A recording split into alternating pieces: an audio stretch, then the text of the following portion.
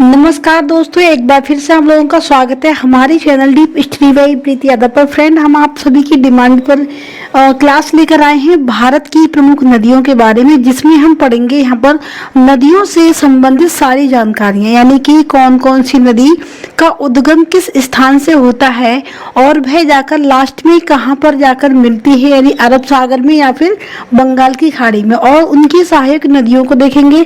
साथ ही साथ हम यहाँ पर जानेंगे कि वह किन किन राज्यों से होकर गुजरती है। तो बहुत ही शानदार रहने वाली है क्लास। जल्दी से आप लोग अगर आपने मेरे चैनल को तो सब्सक्राइब नहीं किया है तो प्लीज आप लोग सब्सक्राइब कर लें और साथ ही साथ बेल आइकन को भी प्रेस कर दीजिए। चलिए देखिए, हम शुरू करते हैं गंगा नदी से। अगर नदियों की बात की जाए तो सबसे पहले जो निकल कर आती है वो आती है गंगा नदी। यह हमारे देश की सबसे लंबी नदी है, यानी भारत में जो नदियां बहती हैं उनमें से सबसे लंबी नदी की अगर बात की जाए तो वह गंगा नदी हो जाएगी।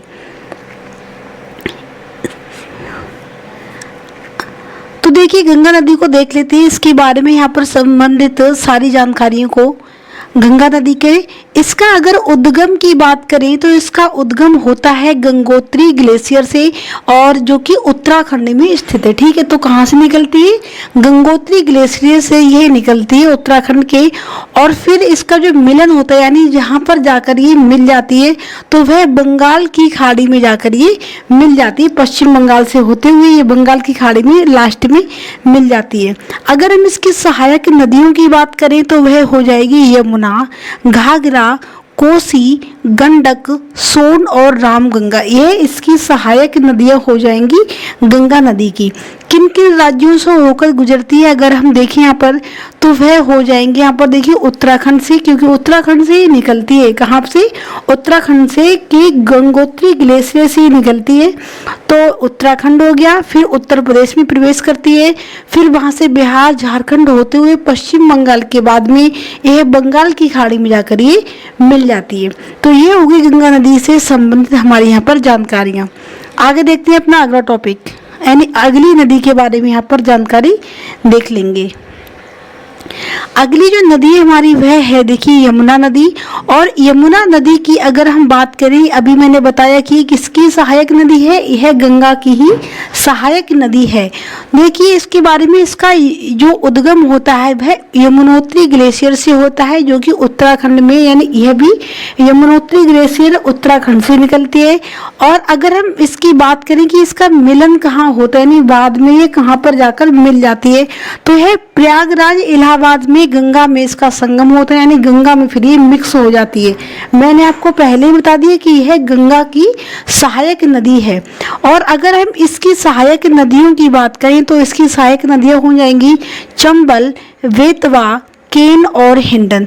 ये इसकी यहाँ पर सहायक नदियां हो जाएंगी। बात करें किन किन राज्यों से होकर गुजरती है तो उत्तराखंड से निकलती है ये, फिर हिमाचल प्रदेश, हरियाणा, दिल्ली और उत्तर प्रदेश, इतने सारे राज्यों में ये नदी बहती है। तो ये हो गई इसकी बारे में जानकारी। अगला देखिए, अगली जो नदी आती है वह हमारी ब्रह्मपुत्र नदी है, यानी अब हम यहाँ पर ब्रह्मपुत्र नदी के बारे में यहाँ पर जानकारी देंगे आपको। इस नदी को देखिए क्या है कि इसका जो उद्गम होता है वह तिब्बत, जो कि चीन में है अभी, तो तिब्बत में होता है। मानसरोवर झील के पास से इसका उद्गम होता है, और यह जो लास्ट में मिलती है वह जाकर बंगाल की खाड़ी में ही मिल जाती है। और अगर हम इसकी सहायक नदियों की बात करें तो सुबनसिरी, तिस्ता, दिहांग, दिबांग और लोहित, ये इसकी हो जाएंगी सहायक नदियां। और अगर हम बात करें कि ये किन राज्यों से होकर गुजरती है तो अरुणाचल प्रदेश, असम, पश्चिम बंगाल, इन राज्यों से होकर ये गुजरती है। तिब्बत के बाद ये कहाँ से प्रवेश करती है हमारे भारत में? यह अरुणाचल प्रदेश से प्रवेश करेगी, असम में, पश्चिम बंगाल में, यहाँ पर होते हुए फिर ये कहाँ पर आ जाएगी, फिर ये आकर उसमें बंगाल की खाड़ी में मिल जाएगी। आगे देखते हैं अगली नदी की बात करें अगर हम तो नदी आ जाएगी हमारी नर्मदा नदी। ठीक है, नर्मदा नदी के बारे में एक बार देखिए यहाँ पर। इसका जो उद्गम होता है वह अमरकंटक से होता है, जो कि कहाँ पर है, ये मध्य प्रदेश में है। तो अमरकंटक से इसका उद्गम होता है और इसका मिलन होता है जाकर अरब सागर में। कहाँ पर हो जाएगा? अरब सागर में। ये हो जाएगी पूर्व से पश्चिम की ओर बहने वाली नदी हो जाएगी। अब तक जो नदियां हमने देखी थी वह कौन सी थी? वह थी पश्चिम से पूर्व की ओर बहने वाली, लेकिन अब ये पूरब से पश्चिम की ओर बहेंगी नदियां और फिर जाकर अरब सागर में मिलने वाली नदी है ये। तो अरब सागर में मिलती है गुजरात के बाद में। सहायक नदियों की अगर हम इसकी बात करें तो सहायक नदियां हो जाएंगी इसकी तबा है, बंजर है, सेर है, शक्कर है, ये इसकी सहायक नदियां हो जाएंगी। अगर हम बात करें इसके राज्यों की तो मध्य प्रदेश है, महाराष्ट्र है और फिर गुजरात के बाद में ये अरब सागर में जाकर मिल जाती है। और एक क्वेश्चन आता है कि ऐसी कौन सी नदी है जो अमरकंटक और सतपुड़ा के बीच से होकर निकलती है, तो वह यही नदी हो जाएगी। अमरकंटक और सतपुड़ा के बीच से जो गुजरने वाली नदी है वह एकमात्र नदी नर्मदा नदी हो जाएगी। फिर देखिए, फिर आते हैं हम गोदावरी नदी के बारे में यहाँ पर बात करेंगे। इस नदी का उद्गम होता है त्र्यंबकेश्वर से, जो कि महाराष्ट्र में है, वहां से इसका उद्गम होगा और ये बंगाल की खाड़ी में मिलेगी। यानी यह भी पश्चिम से पूर्व की ओर बहने वाली नदी है। और जो नदियां पश्चिम से पूर्व की तरफ बहेंगी वह कहाँ मिलेंगी? बंगाल की खाड़ी में। और जो पूर्व से पश्चिम की ओर बहेंगी वह अरब सागर में जाकर मिल जाएंगी। तो सहायक नदियों की अगर हम इसकी बात करें तो प्रवरा है, इंद्रावती, प्राणहिता, साबरी, ये इसकी हो जाएंगी सहायक नदियां। और अगर हम बात करें कि किन किन राज्यों से होकर गुजरती है ये नदी, एक मिनट यहाँ पर हम बात कर रहे थे कि इसकी कौन कौन से राज्यों से होकर गुजरती है। तो ये जिन राज्यों से होकर गुजरेगी महाराष्ट्र जाएगी, क्योंकि महाराष्ट्र से इसका उद्गम होगा। फिर तेलंगाना में प्रवेश करती है, आंध्र प्रदेश में, ओडिशा में, और ओडिशा के बाद में ये नदी बंगाल की खाड़ी में फिर ये मिल जाती है जाकर के। आगे देखते हैं अपनी अगली नदी। अगली नदी हमारी जो आती है यहाँ पर वो आ जाएगी कृष्णा नदी। अब देखिए कृष्णा नदी को यहाँ पर देखेंगे कि वह उसका उद्गम कहाँ से होगा। तो कृष्णा नदी का उद्गम जो होगा वह होगा महाबलेश्वर से, जो कि महाराष्ट्र में स्थित है। तो महाबलेश्वर से इसका उद्गम होता है और इसका मिलन होता है बंगाल की खाड़ी में। इसकी सहायक नदियों के बारे में अगर बात करें तो भीमा, तुंगभद्रा, मूस, घाट प्रवाह, माल प्रवाह, यह हो जाएंगी इसकी सहायक नदियां। अगर हम बात करें कि किन किन राज्यों से होकर गुजरती है तो महाराष्ट्र से उद्गम होता है, कर्नाटक में, आंध्र प्रदेश में, तेलंगाना में, इन राज्यों में यह नदी होकर गुजरती है कृष्णा नदी।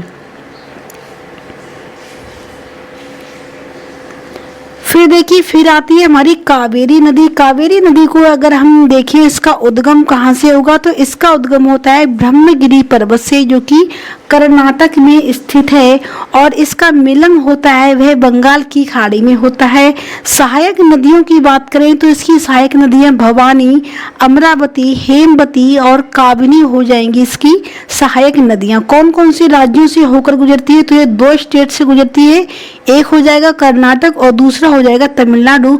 और तमिलनाडु के बाद में यह बंगाल की खाड़ी में जाकर मिल जाती है।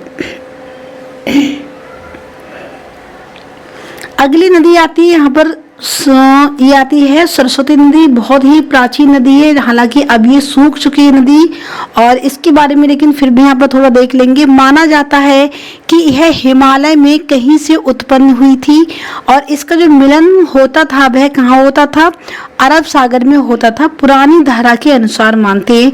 और जो इसकी सहायक नदी है तो इसकी कोई भी प्रमुख सहायक नदी नहीं है और वर्तमान में यह नदी सूखी नदी मानी जाती है। फिर देखते हैं आगे आती है हमारी महानदी। इसके बारे में भी यहाँ थोड़ा सा देखेंगे हम।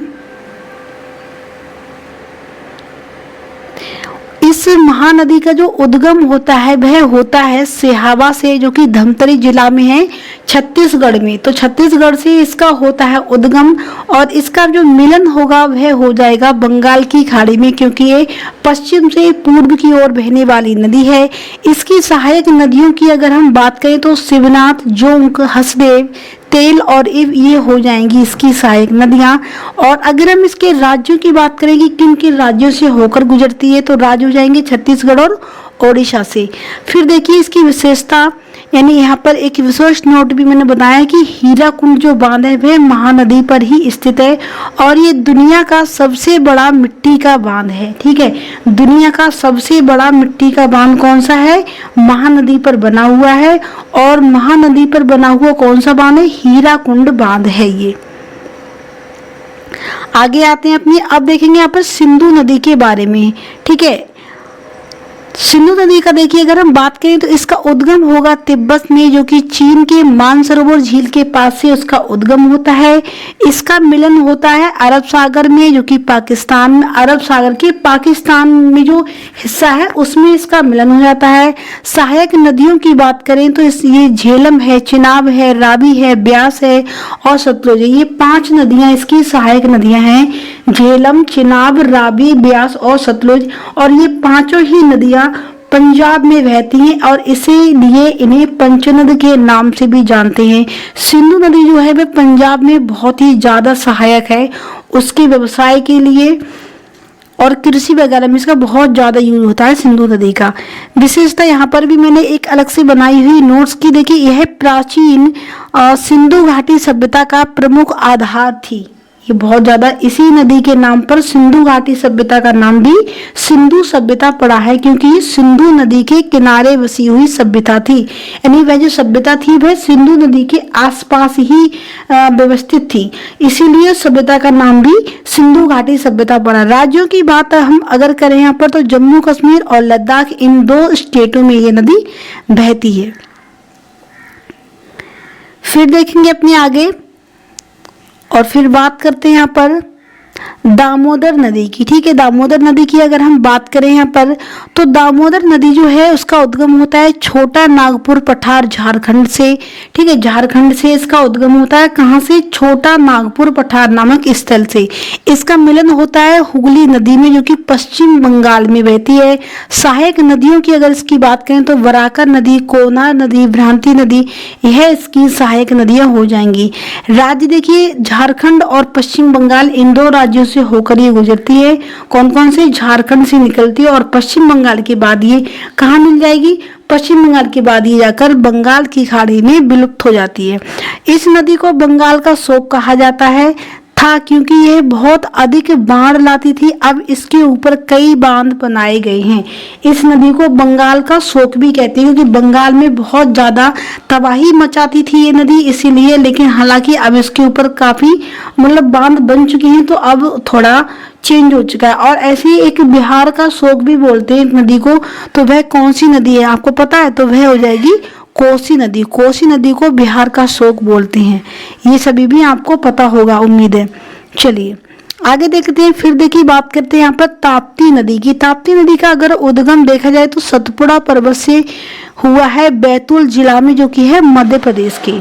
ठीक है, ताप्ती नदी का वहां से उद्गम होता है। इसके मिलन को देखा जाए तो अरब सागर में जाकर मिल जाती है गुजरात के बाद में, यानी गुजरात से जब अरब सागर में गिरती है तो उसी में जाकर ये विलुप्त हो जाती है, यानी उसमें मिल जाती है।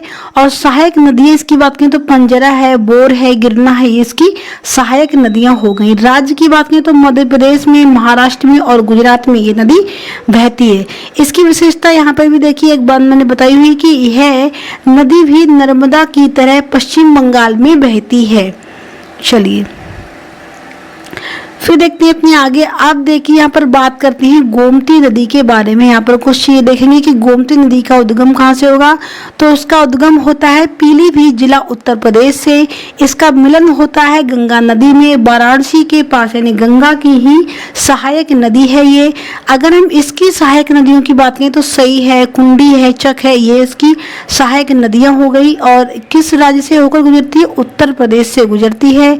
और लखनऊ शहर इस नदी के किनारे बसा हुआ है। गोमती नदी बहुत ज्यादा इंपॉर्टेंट क्वेश्चन है ये भी आता है हर किसी में, कि ये जो